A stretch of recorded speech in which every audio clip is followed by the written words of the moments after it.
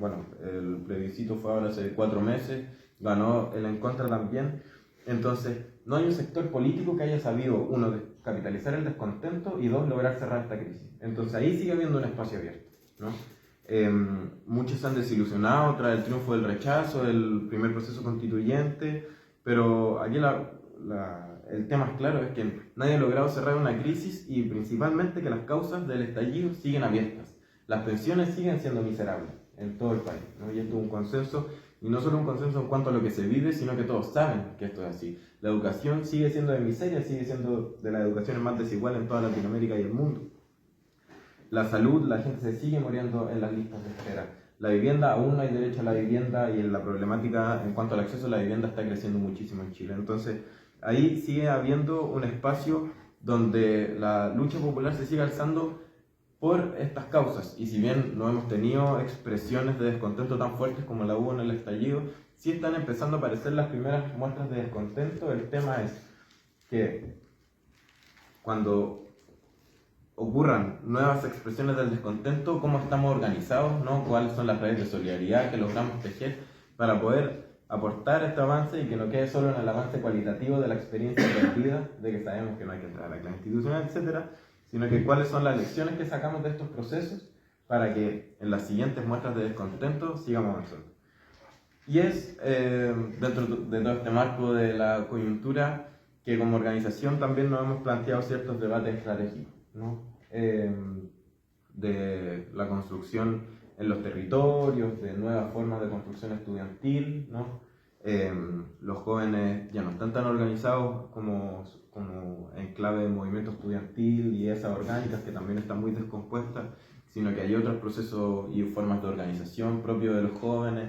Entonces, con el análisis que hemos hecho del Chile actual y el análisis que también queríamos compartir con ustedes y poder entender también cuál es el análisis, cómo se está viendo desde lejos, es que con este análisis compartido pretendemos empezar a construir ciertas bases, ciertos pilares sólidos, tanto uno de la sociedad que queremos, y empezar a plantearnos ese desafío, pero también la experiencia de una reconstrucción de fuerzas tras una baja importante posterior al estallido y de entender no solo las causas del descontento, sino que cómo se están canalizando esto, ¿no? En una sociedad cada vez más violenta, con más situaciones de odio dentro de la propia clase trabajadora. Entonces es bajo un análisis compartido que queremos empezar a tirar las primeras líneas estratégicas para ir probando, ¿no? Ir probando y empezar a construir ese proyecto revolucionario que hace falta en Chile y que consideramos que hace falta hace bastante.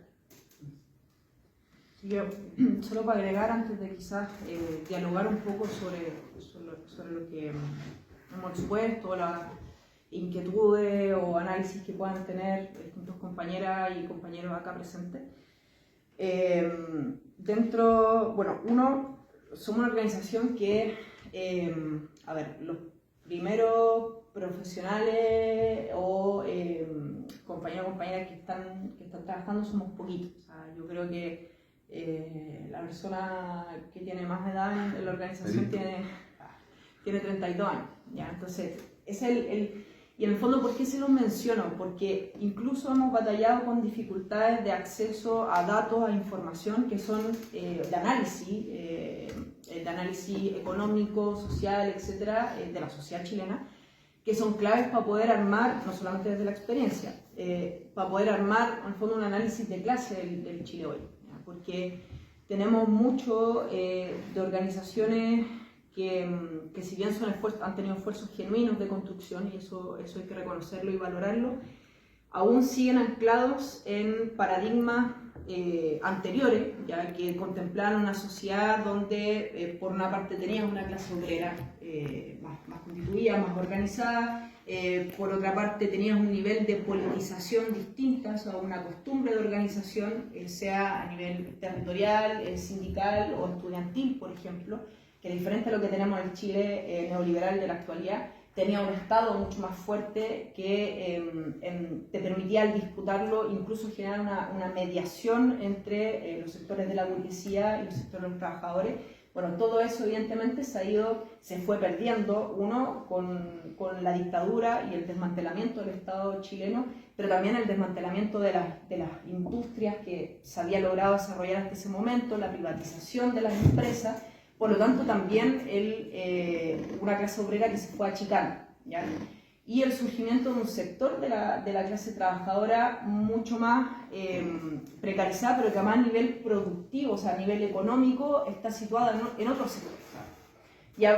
Y esto para nosotros es muy importante porque para llegar a esta conclusión efectivamente tuvimos que ir a pedir a la universidad más progresistas datos, estadísticas, pedir por favor que nos pasen informes a algunos compañeros o compañeras que habían estudiado, bueno, que tenían más herramientas para hacerlo, que nos ayudaran, pero en el fondo ir reconstruyendo una base teórica que retomaba elementos obviamente que nosotros reivindicamos, como por ejemplo las tesis de poder popular de Mill en su momento, pero en el fondo reconstruir un lenguaje y un análisis común para hablar de cuáles son las clases sociales en Chile.